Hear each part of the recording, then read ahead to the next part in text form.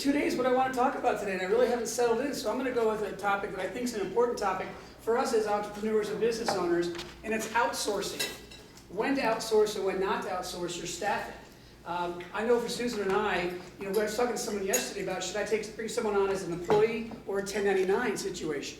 And I think it's something that you really need, and it's going to come back a little bit to a selfless plug of either having a CPA that you can contact or a financial person to really look at the value of bringing somebody on full-time or part-time staff versus outsourcing as a 1099 person. And I think there's times during the year that every business needs someone to come in and give you a little bit of assistance.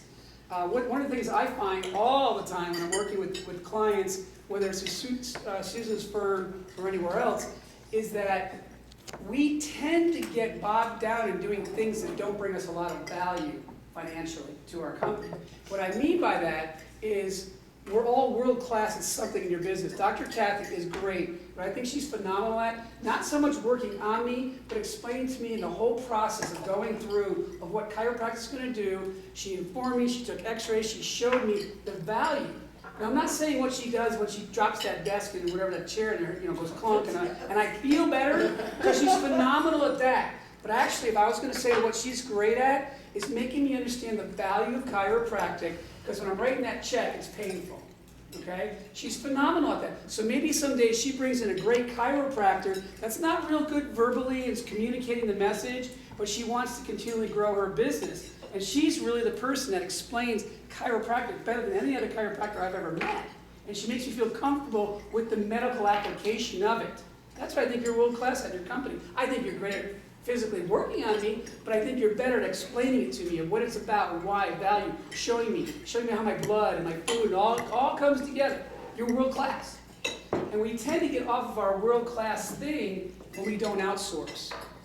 So I want you to think about it. In the next 6 months, 90 days, what are things that you're doing that, and here's the other part about outsourcing.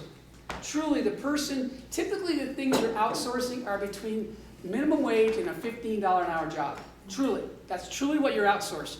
You're not outsourcing an $85. We don't outsource our CPA work. That's something we keep internal because it's the most important thing we do.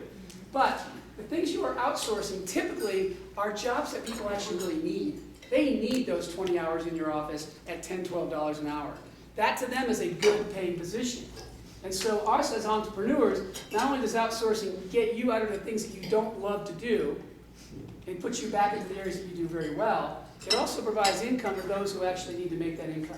Now, when you do outsource, 2 things I suggest. Number 1, make sure these people are viable and they have the right credentials and paperwork to do what they say they're going to do. Also, make sure if you're going to do outsourcing that you do make sure it goes down to your taxes. You don't want to outsource illegally, because if the IRS finds out that you're paying someone under the table to do that work, eventually it's typically not the smartest decision in your company. So to lock it all up, when you're thinking about doing things that you're doing, Rob and I have spent a lot of time talking about this with his business. Rob can tend to say, well, I can do it so much quicker.